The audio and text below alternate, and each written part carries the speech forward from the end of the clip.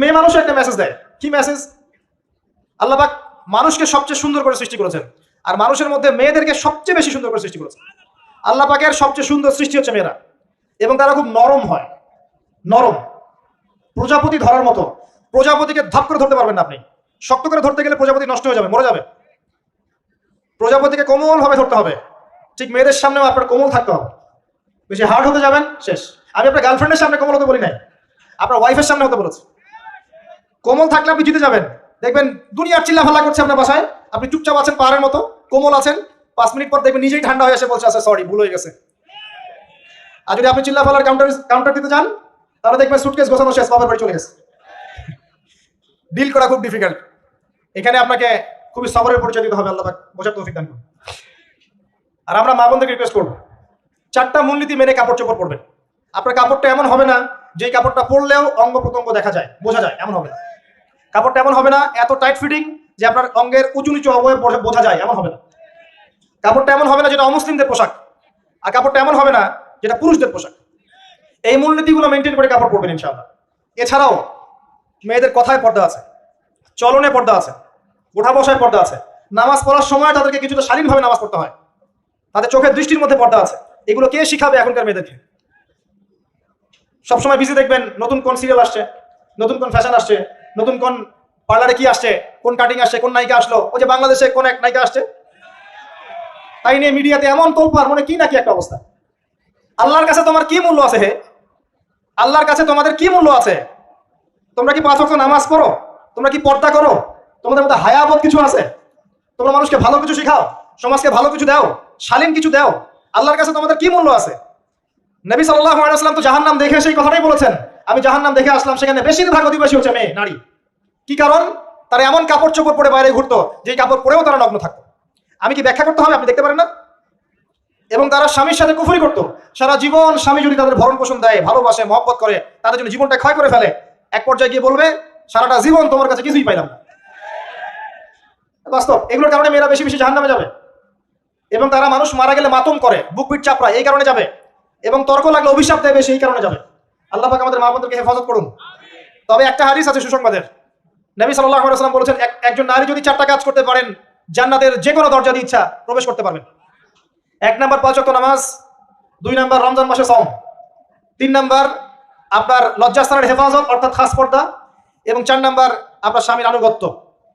Feminist আকীদার মেয়ে হলে আনুগত্যকে দাসত্ব মনে করে, স্বামীর আনুগত্যকে তারা দাসত্ব মনে করে। স্বামী কে? স্বামীর সম্মান বোঝেন আপনি? স্বামী কে? যার ব্যাপারে নবী সাল্লাল্লাহু আলাইহি ওয়াসাল্লাম বলেছেন, আমি যদি আল্লাহ ছাড়া অন্য কাউকে সিজদা করতে বলতাম, তাহলে মেয়েদেরকে বলতাম তারা যেন স্বামীদেরকে সিজদা করে। আপনাকে আমি কিভাবে বুঝাবো স্বামী কে, স্বামীর মর্যাদা কোথায়?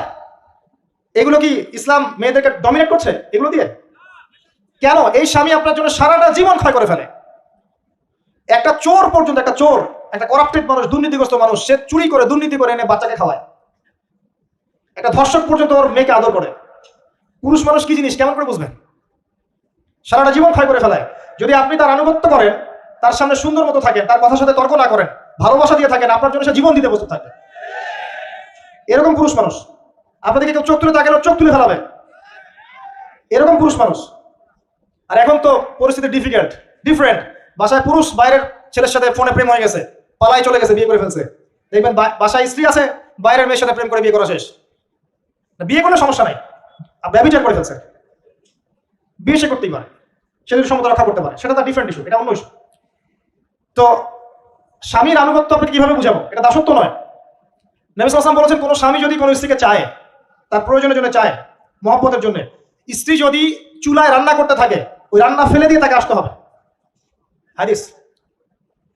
রাতের বেলা স্বামী স্ত্রী শুয়েছে, স্বামীর চাহিদা আছে, স্ত্রীর কোনো সমস্যা নাই, স্ত্রী ফিট, ইচ্ছা করে অহেতুক স্বামীকে বললো আমি রাজি না, উল্টা পাশে মুখ করে ঘুমিয়ে গেল। আল্লাহ নবী বলছেন সারা রাত আল্লাহর পক্ষ থেকে একজন ফেরেশতা আসবে, এসে এই নারীকে অভিশাপ দিতে থাকবে। এখন এগুলো হাদিস শুনলে বলবে যে ইসলাম তো মেয়েদেরকে ছোট করছে। একজন মেয়ে তার একজন স্বামীর কথা বলছে, স্বামী তার মেয়ে, তার স্ত্রী, তার মা, তার বোন, সবাইকে তার মিরাসের হক দিতে হয়।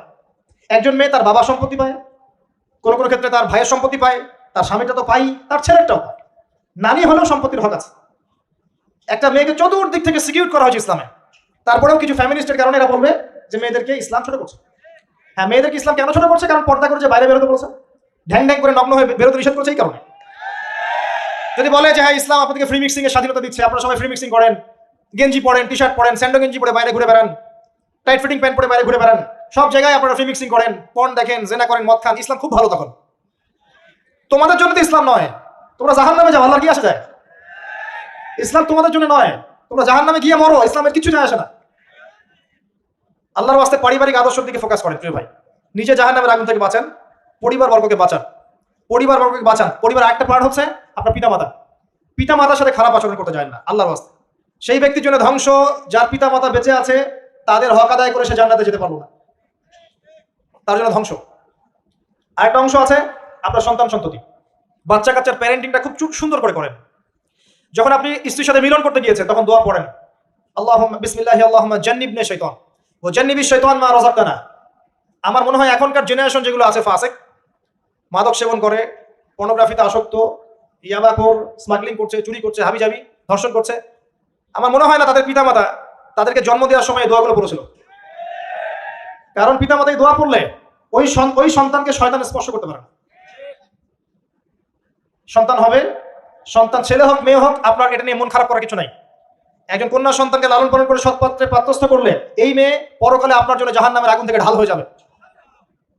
যার কাছে দুইজন মেয়ে আছে, দুইটা মেয়েকে সে ভালো করে মানুষ করেছে, নবী সাল্লাল্লাহু আলাইহি ওয়াসাল্লাম বলছেন সে জান্নাতে আমার সাথে এমন করে থাকবে, এইভাবে। কেউ যদি বিধবার দায়িত্ব নেয়, সেও নবী সাল্লাল্লাহু আলাইহি ওয়াসাল্লামের সাথে এইভাবে থাকবে। এতিমের দায়িত্ব নেয়, এইভাবে থাকবে। ফ্যান্টাসিতে ভুগছেন, একটা এতিম মেয়েকে বিয়ে করেন, একটা অসহায় তালাকপ্রাপ্ত মেয়েকে বিয়ে করেন, একটা বিধবা মেয়ে যার স্বামী মারা গেছে, কেউ নাই দেখার, তাকে বিয়ে করেন, তারপরে বোঝা যাবে আপনার মধ্যে কতটুকু দিন আছে। আর বর্তমান সভ্যতা আমাদের কি সমাধান দিবে? সবাই যদি দিনদার একটা করে ক্যাটরিনা খুঁজে, এই এতিম, এই বিধবা, এই যাদের দেখার কেউ নাই, এই মেয়েগুলা কি রাষ্ট্রের সম্পত্তি হয়ে থাকবে? এদের দায়িত্ব কে নিবে? পুরুষরা যদি দায়িত্ব না নেয়, কে দায়িত্ব নিবে? এখন কেউ যদি ওদের দায়িত্ব নিতে যায়, তখন তাকে আবার খারাপভাবে উপস্থাপন করা হয়, এই ব্যক্তির মনে হয় চরিত্র খারাপ। কিন্তু এদিকে বাইরে 10টা জেনা করে বেড়াচ্ছে, কোনো সমস্যা নেই, এগুলো কুস্কায়। এইসব জাহেলদের জন্য ইসলাম নয়। ইসলামের প্রতিটা বেসিক ফান্ডামেন্টাল মানবতার কল্যাণের জন্যই। এগুলোকে ফরজ করা হয়নি, আপনি নফল, আপনার সামর্থ্য থাকলে আপনি করতে পারেন, না করলে কোনো সমস্যা নাই। কেউ যদি করে যে ইসলাম পরিপূর্ণরূপে পালন করার চেষ্টা করছে, এটার উপর আমল করার চেষ্টা করছে, তাহলে আপনি তাকে ক্রিটিসাইজ করছেন কেন? কি সমস্যা আপনার? আরেকটা পার্ট হচ্ছে সন্তান সন্ততি।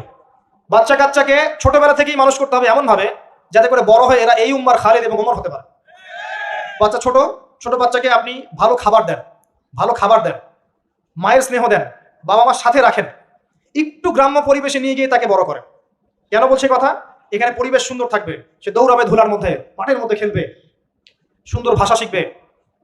এরপর তাকে ভালো প্রতিষ্ঠানে পড়ান। প্রতিষ্ঠানটা এমন হবে যে প্রতিষ্ঠানে জেনারেল শিক্ষা, ইসলামিক শিক্ষা একসাথে দেওয়া হচ্ছে, সে সব শিখবে। আমার ছেলে কোরআনে হাফেজও হবে, আমার ছেলে ডক্টরও হবে, এভাবে করে তোলেন। আধুনিক হন, মাথাটা খাটান, ব্যাকডেটেড মানসিকতা বাদ দেন। বিশ্বটা এগিয়ে গেছে, আমাদেরকে এগিয়ে যেতে হবে। একমুখী জ্ঞান দিয়ে আপনি কিচ্ছু করতে পারবেন না এই যুগে। দ্বিমুখী শিক্ষার একটা হারমোনিয়াস কম্বিনেশন দরকার।